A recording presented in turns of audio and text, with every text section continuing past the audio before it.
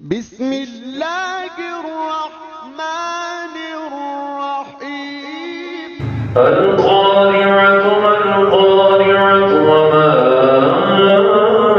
أدراك ما القارعة يوم يكون الناس كالفراش المبثوث وتكون الجبال كالعهن المنفوش